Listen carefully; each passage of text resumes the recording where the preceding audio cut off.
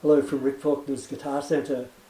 Today on our Meet the Maker series, we've got Jayson Elazzi, who made this fine cedar and Indian rosewood guitar. So, Jayson, you make traditional guitars, and you're in Australia. Everybody makes lettuce-based guitars in Australia. What's the story? There's not many of us, I guess. No, I always like that sound. Yes, so.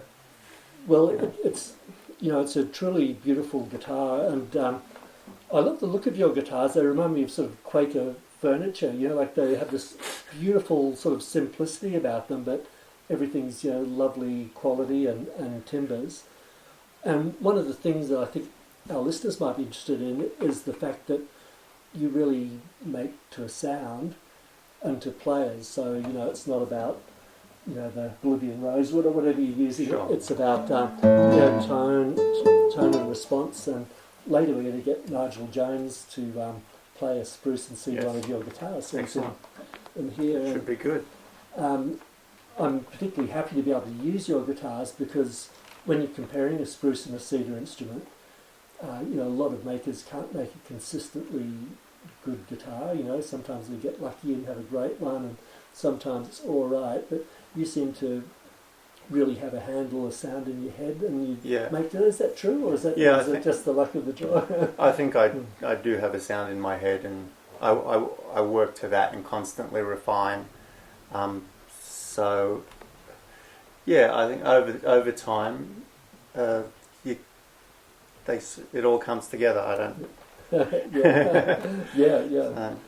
And I love this feature on your bridge where you've got a channel. Is that to reduce the weight, the density of the bridge, or is that just an aesthetic? Actually, it's not necessarily the weight. It's just more of a visual line because when it wasn't there and it was just flat, it looked a bit strange. A bit flat. A bit flat, yeah. Because as the wings of on my bridges don't have the curve, they're not. Yeah. And you just need something for the eye to make it not look so weird. Yeah. And also, it reminds me of the way Daniel Friedrich used to do an interesting thing with his headstock, the slight carve gives it a point of difference too. Yeah. And tell me about these tuners on this guitar there. They're German. They're handmade tuners. They're shellers with a sheller with an E instead of the sort of production, the factory shellers. Yeah. And a different company, and I think they're probably the best mechanism on the market. Yeah.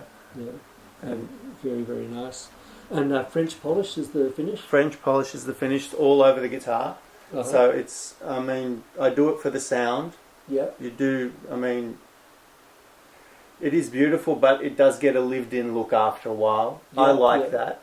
Yeah. And, so French polish, it comes, the soundboard breathe and sound. Has great flexibility and strength to weight ratio, and I think it's the best for sound. So, ebony fingerboard, 650 scale. Yes. What about your nut width? Have you got to go to nut width, or do you do it to custom order? Or I can do it to custom order, but without a custom order, my standard is 52. Yeah.